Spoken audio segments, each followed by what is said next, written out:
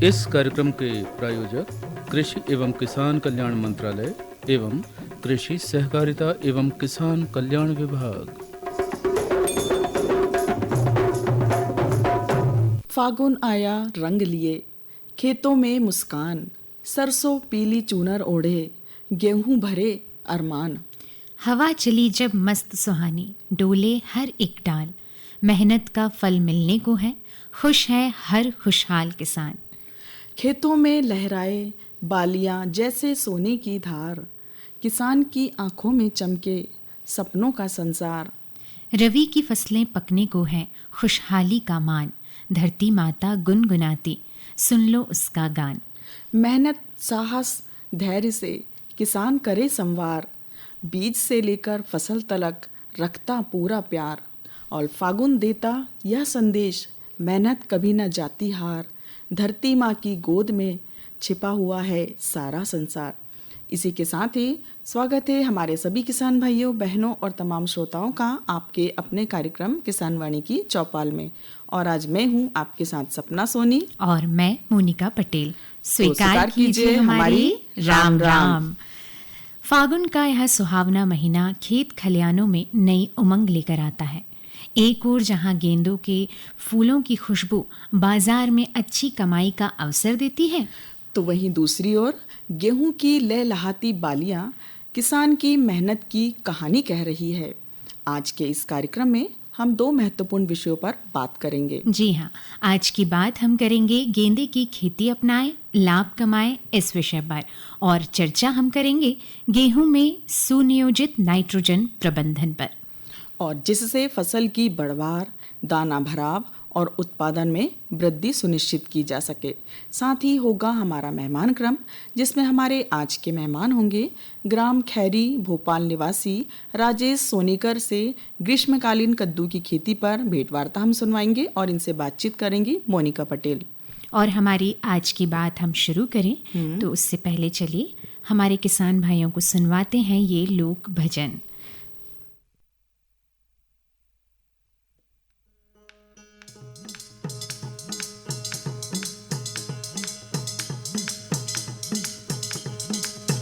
मन भजलइयो राम लला गोपाल लाला रे, मन भजलइयो राम लला गोपाल लाला, मन भजलइयो राम लला गोपाल लाला, मन भजलइयो राम लला गोपाल लाला, मन भजलइयो राम लला गोपाल लाला, मन भजलइयो राम लला गोपाल लाला।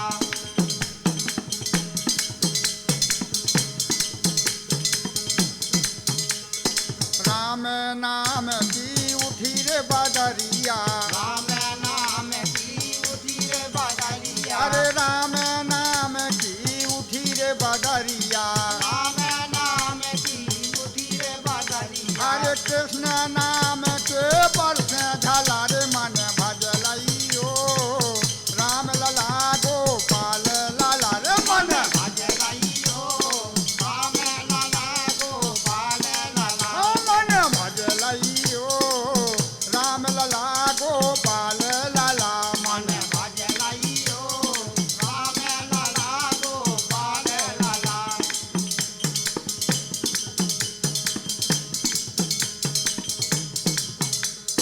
राम नाम की भर गई तलैया, राम नाम की भर गई तलैया, राम नाम की भरी रे तलैया, राम नाम की भरी रे तलैया, कृष्ण नाम के भर गए तला रे, मन भजलइयो राम लाला गोपाल लाला रे, मन भजलइयो राम लाला रे गोपाल लाला, हया रे राम लाला गोपाल लाला रे, मन भजलइयो राम लाला गोपाल लाला, मन भजलइयो राम लाला गोपाल लाला।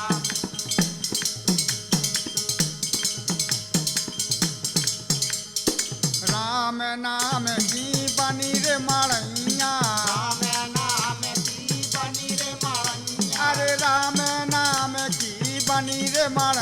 मड़ैया अरे कृष्ण नाम के ऊंचे केला रे मन भजलइयो राम लाला गोपाल लाला रे मन भजलइयो राम लाला रे गोपाल लाला मन भजलइयो राम लाला गोपाल लाला मन भजलइयो राम लाला गोपाल लाला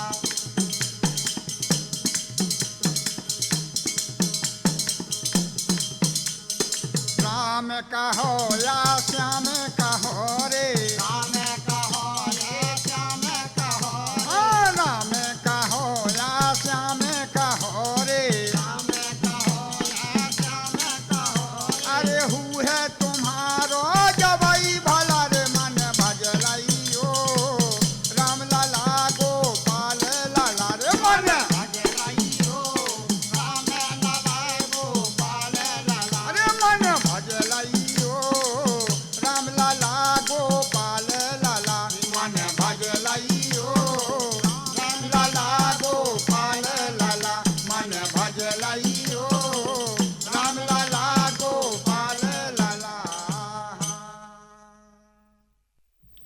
किसान भाइयों, ये मनमोहक लोक भजन अभी आप सुन रहे थे हेमराज चढ़ार और साथियों की आवाज़ में।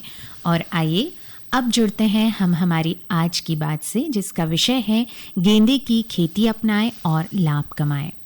किसान भाइयों और बहनों, आज हम बात कर रहे हैं एक ऐसी नकदी फसल की जो कम लागत में अधिक मुनाफा देने वाली है, गेंदे की खेती की।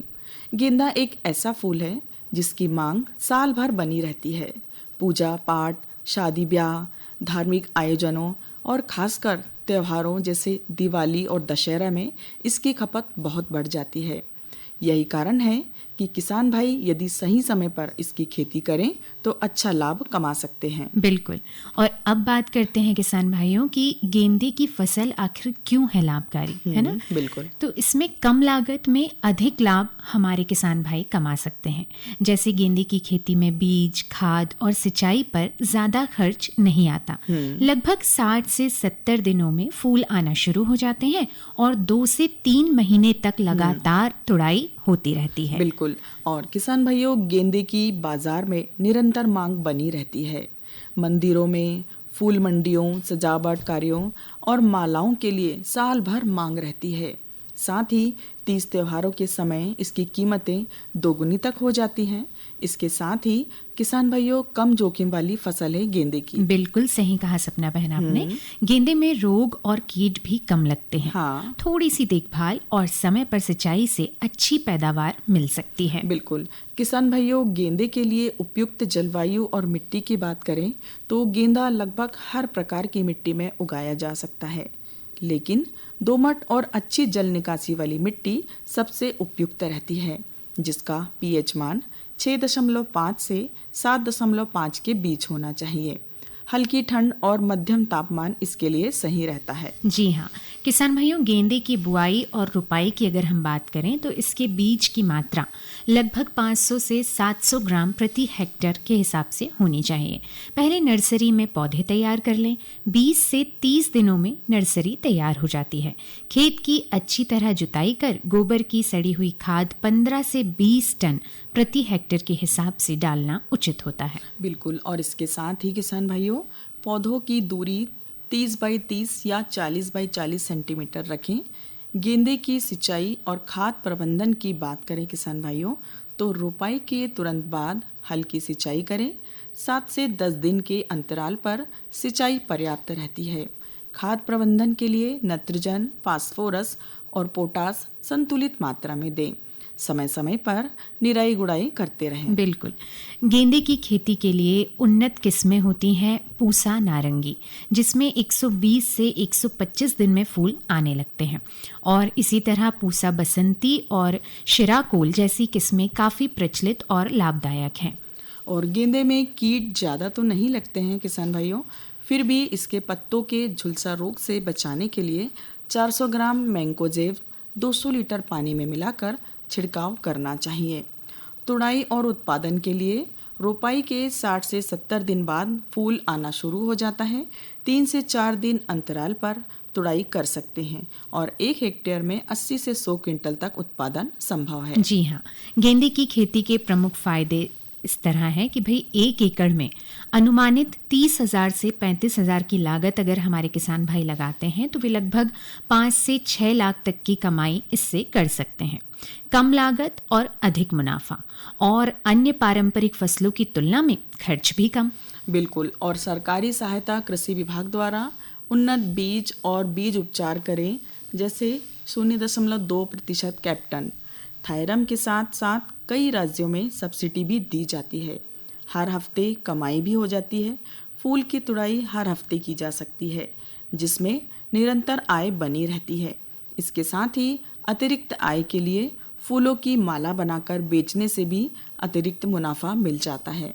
इसकी संभावित आय भी की बात करें तो किसान भाइयों, बिल्कुल, यदि बाजार भाव औसतन 15 से 25 रुपए प्रति किलो मिले सपना बहन, तो हमारे किसान भाई 1 हेक्टेयर से लगभग 1.5 से 2 लाख रुपए की एक सकल आय प्राप्त कर सकते हैं। बिल्कुल, लागत निकालने के बाद भी अच्छा खासा मुनाफा या यूं कहें हम लाभ हमारे किसान भाई इससे प्राप्त कर सकते हैं। और हमारे किसान भाई इस बात का ध्यान रखें कि त्योहारों से पहले फसल तैयार करने की योजना बनाएं। स्थानीय मंडी या फूल व्यापारियों से पहले संपर्क करें। साथ ही जैविक खेती अपनाकर बेहतर कीमत प्राप्त करें। फूलों को सुबह या शाम को तोड़ें और बांस की टोकरियों या जालीदार बोरों में पैक करके तुरंत नजदीकी मंडी भेजें। दशहरा, दिवाली और शादियों के सीजन में बुआई करें ताकि ज्यादा से ज्यादा मुनाफा मिल सके। बिल्कुल, खेतों में जब गेंदा खिले, हर आंगन में खुशबू मिले, कम लागत में ज्यादा कमाई, किसान की बढ़े तरक्की भाई।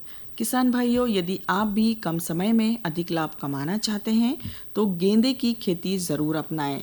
सही जानकारी, सही समय और सही प्रबंधन से यह फसल आपके लिए लाभ का सुनहरा अवसर बन सकती है। बिल्कुल, तो यही थी हमारी आज की बात। गेंदे की खेती अपनाएं और लाभ कमाएं इस विषय पर। बिल्कुल। और आइए सपना बहन, अब एक महत्वपूर्ण संदेश हमारे किसान भाइयों को हम सुनवाते हैं। बिल्कुल।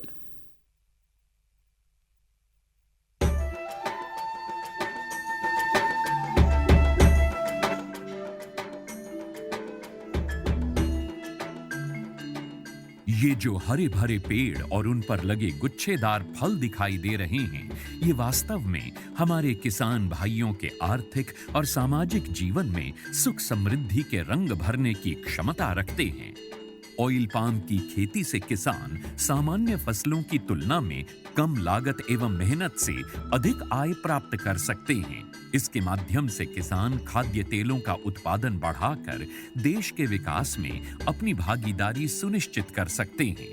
लेकिन ये सब कैसे संभव है, आज इसी के बारे में बताएंगे अपने किसानों को। ऑयल पाम एक बहुमुखी तेल है जिसके कई अलग अलग गुण और कार्य हैं जो इसे बेहद उपयोगी और व्यापक रूप से इस्तेमाल किया जाने वाला बनाते हैं।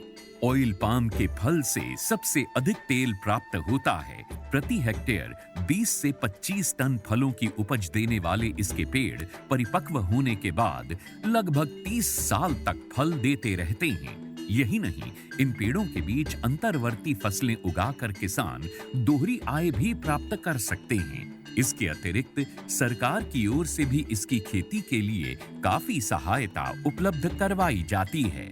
भारत सरकार की ओर से 2021-22 में खाद्य तेलों पर राष्ट्रीय खाद्य तेल मिशन, तेल palm national mission on edible oils, oil palm NMEO-OP की शुरुआत की गई। इसके अंतर्गत किसानों को ऑयल पाम की पौध सामग्री, अंतर्वर्ती खेती एवं रखरखाव, ड्रिप सिंचाई, डीजल, बिजली, सोलर पंप सेट, बोरवेल, फल कटाई उपकरणों एवं पुराने पौधों की पुनः रोपाई के लिए सब्सिडी प्रदान की जाती है। इस मिशन के अंतर्गत किसानों को 1 से 5 लाख तक की राशि प्रति हेक्टेयर की वित्तीय सहायता उपलब्ध कराई जाती है। सरकार द्वारा ऑयल पाम की पौध सामग्री के लिए 20 से 29 हज़ार रुपये प्रति हेक्टेयर की सहायता मिलती है। इसके अलावा भी सरकार पहले 4 साल तक 42 हज़ार रुपये प्रति हेक्टेयर की सहायता अंतर्वर्ती फसल एवं रखरखाव के लिए भी मुहैया कराती है। इस मिशन के अंतर्गत ड्रिप सिंचाई के लिए 30 हज़ार रुपये प्रति हेक्टेयर की सहायता अतिरिक्त दिया जाता है। साथ ही किसानों के लिए फसल कटाई मशीन और ट्रैक्टर ट्रॉली की खरीद के लिए भी सहायता का प्रावधान है। कुछ किसानों के मन में ये शंका है कि ऑयल पाम के पेड़ों की सिंचाई के लिए अधिक मात्रा में पानी की आवश्यकता होती है। ये पर्यावरण के लिए ठीक नहीं है। कुछ ये भी कहते हैं कि ये धरती के उपजाऊपन के लिए भी हानिकारक हैं। किंतु जिन किसानों को ऑयल पाम की खेती से आज लाखों रुपए की वार्षिक आय प्राप्त हो रही है, उनका कहना है कि ये सारे संचय निराधार हैं। ऑयल पाम का खेती में धान और गन्ने से कम पानी लगता है। इसमें गवर्नमेंट का तरफ से ड्रिप सिंचाई के लिए पैसा भी दिया जाता है। मैंने 2015-16 से ऑयल पाम की खेती की है और इससे पर्यावरण को कुछ नुकसान है ही नहीं। और इनका जो पेड़ पौधा होता है, इनसे हम मल्चिंग भी यूज करते हैं और इनका यूज से हम काफ़ी सारा ज़मीन में नमी लेते हैं। और इनके अंदर इंटरक्रॉप जो है, जो कपास वगैरह लगाते हैं तो हम डबल गुण आय लेते हैं और अच्छा रहता है। ऑयल पाम की खेती के लिए मुझे सरकार ने पौधे सीडलिंग देते हैं। वो जब बड़ा हो जाता है, जो फल जो देता है, हर महीने सरकार उसी फल खरीदने के लिए एक रेट बना के देते हैं। वही रेट पे कंपनी खरीद लेते हैं। मैं काट के इकट्ठा कर देता हूँ, कंपनी उठा के ले जाते हैं। ऑयल पाम के लिए सरकार उत्पादों की तत्काल खरीद करती है। साथ ही सरकार एक वायबिलिटी मूल्य भी घोषित करती है, ताकि यदि भाव अचानक गिर जाए तो उस अंतर का भुगतान सरकार किसानों को करती है। सच तो ये है कि ऑयल पाम की खेती हमारे किसानों को और अधिक समृद्ध और ग्रामीण अर्थव्यवस्था को और अधिक सशक्त बना रही है। आप भी इसकी खेती और सरकारी सहायता का लाभ उठाएं और अपनी आर्थिक स्थिति को बेहतर बनाएं।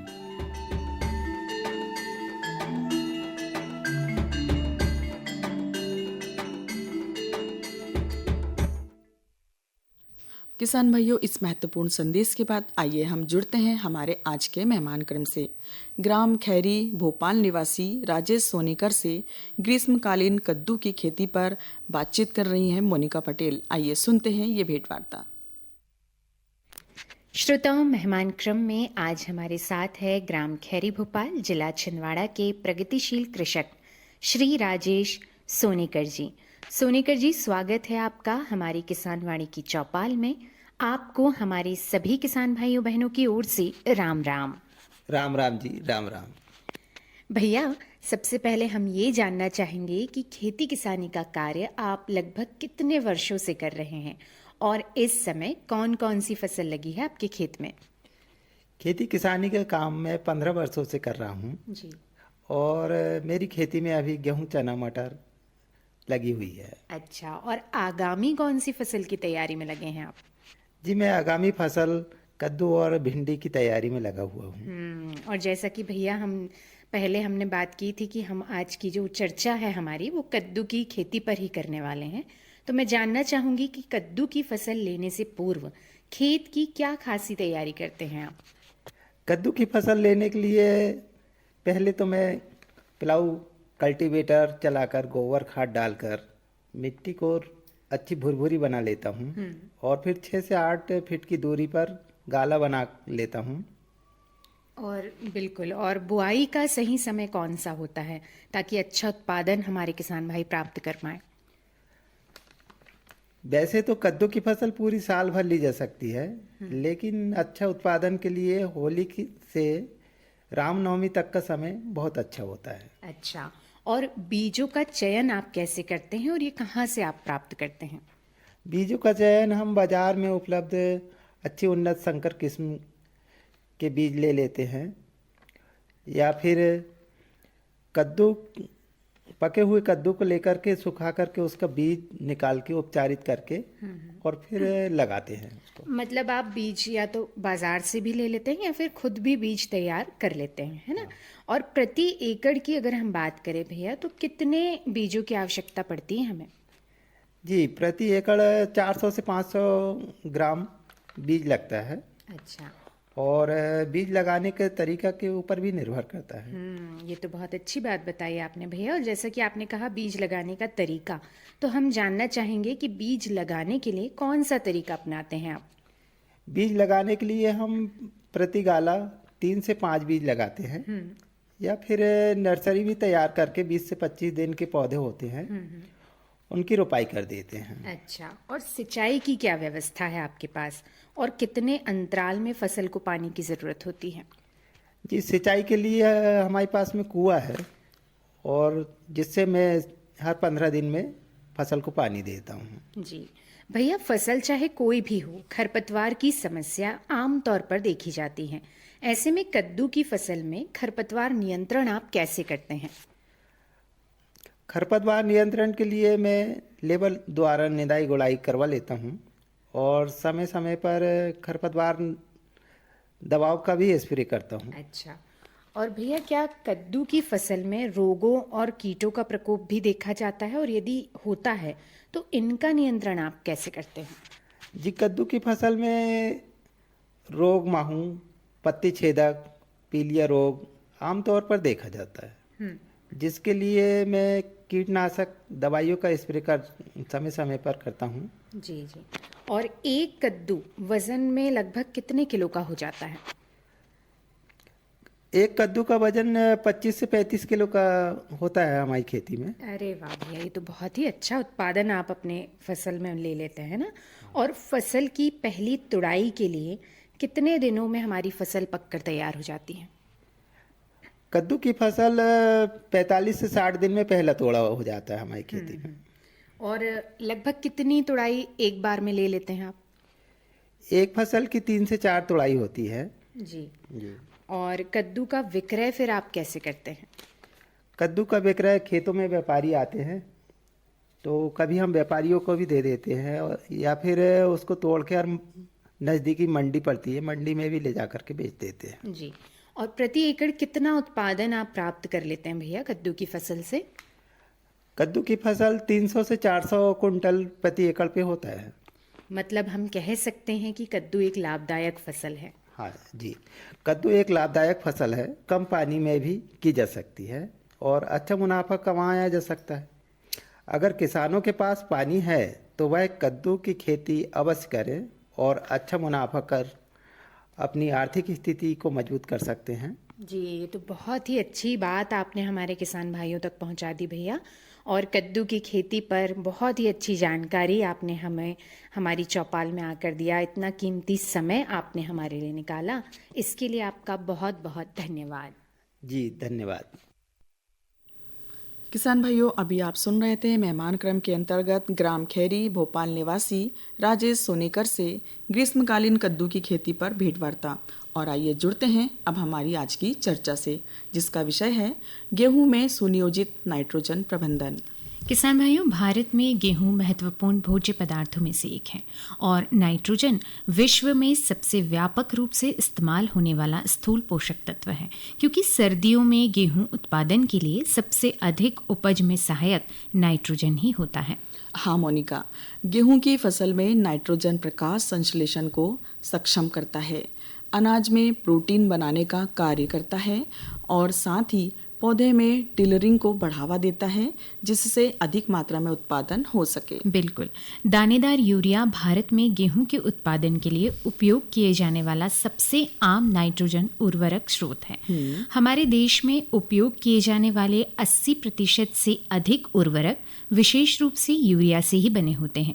यूरिया में 46% नाइट्रोजन होती है, जो कि नाइट्रोजन की भरपूर मात्रा मानी जा सकती है। बिल्कुल किसान भाइयों, सुनियोजित नाइट्रोजन प्रबंधन उन्नत पोषक तत्व प्रबंधन के साथ साथ टिकाऊ कृषि और सामाजिक विकास में सहायक है, क्योंकि यह खाद्य और पर्यावरण सुरक्षा में समस्याओं को हल करने के लिए सुनियोजित कृषि का एक महत्वपूर्ण क्षेत्र है। बिल्कुल। सुनियोजित नाइट्रोजन प्रबंधन का उद्देश्य नाइट्रोजन उपयोग दक्षता में वृद्धि और पर्यावरण की रक्षा करते हुए उच्च फसल उपज सुनिश्चित करना है। फसल में उर्वरक की मात्रा मिट्टी के पोषक तत्वों, फसल के स्वास्थ्य और मिट्टी के प्रकार और पिछली फसल पर निर्भर करती है। बिल्कुल किसान भाइयों, फसल में सुनियोजित नाइट्रोजन प्रबंधन के लिए कुछ उपकरण और तकनीकें भी कारगर हैं, जिनमें सबसे पहले नाम आता है लीफ कलर चार्ट का। यह चार्ट पौधे की पत्ती के हरेपन पर नज़र रखने का सरल और कम लागत वाला उपकरण है। पौधे के हरेपन से उसमें उपस्थित नाइट्रोजन का पता लगाया जा सकता है। बिल्कुल, लीफ कलर चार्ट या जिसे हम LCC के नाम से भी जानते हैं, ये एक प्लास्टिक की पट्टी है जिसमें लगभग 4 पैनल होते हैं जो कि पीले हरे गहरे रंग से हरे रंग के होते हैं, और ये चार्ट पत्ती में नाइट्रोजन स्थिति का विश्लेषण करता है ताकि हमारे जो किसान भाई हैं वो फसल में सही मात्रा में नाइट्रोजन दे सकें। बिल्कुल सही कहा मोनिका। और यदि पौधे में नाइट्रोजन की अधिकता हो रही है तो उसे भी LCC द्वारा नियंत्रित किया जा सकता है ताकि उर्वरक से संबंधित प्रदूषण कम किया जा सके, क्योंकि फसल में उर्वरक की कमी और अधिकता दोनों ही हानिकारक है। जी हाँ, इसी तरह SPAD जिसे हम स्पैड भी कहते हैं, क्लोरोफिल मीटर फसल में नाइट्रोजन स्थिति का निर्धारण करने के लिए सबसे व्यापक रूप से उपयोग की जाने वाली विधियों में से एक है। ठीक इसी तरह green Sikar hand held sensor पौधों के स्वास्थ्य और ताकत पर नजर रखने वाला एक ऑप्टिकल सेंसर है। बिल्कुल। किसान भाइयों, गेहूं की फसल में यूरिया की पूरी मात्रा एक साथ ना देकर उसे 3 से 4 भागों में बांट लेना चाहिए।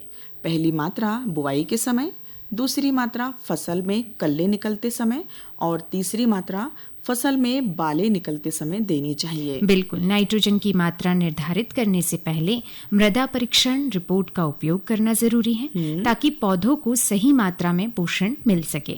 किसान भाइयों, जैविक नाइट्रिफिकेशन अवरोधक के साथ गेहूं की खेती नाइट्रोजन की कमी से होने वाले नुकसान को कम करने के लिए एक प्रकृति आधारित समाधान है। बिल्कुल।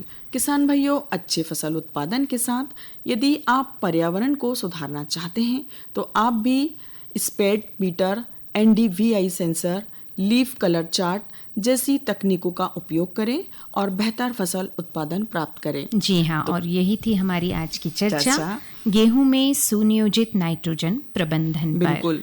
और मोनिका बहन, अब हम आगे सुनवाते हैं हमारे किसान भाइयों को ये लोक भजन गारी भोला ओ भोला, जिसमें कलाकार हैं सारिका नायक।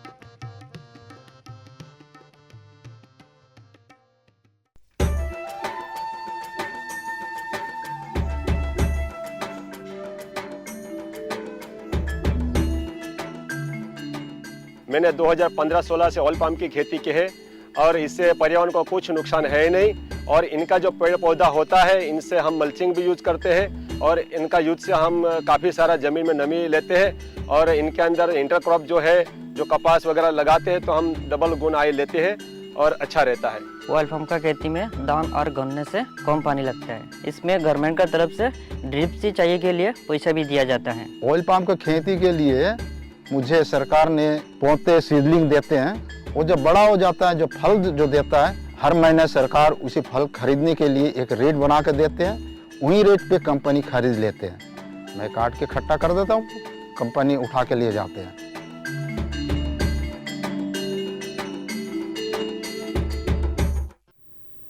किसान भाइयों, इस प्यारे से गीत के साथ ही वक्त हो चला है आपसे विदा लेने का। तो कहते हैं सपना बहन और मोनिका बहन की राम राम, जय जवान जय किसान।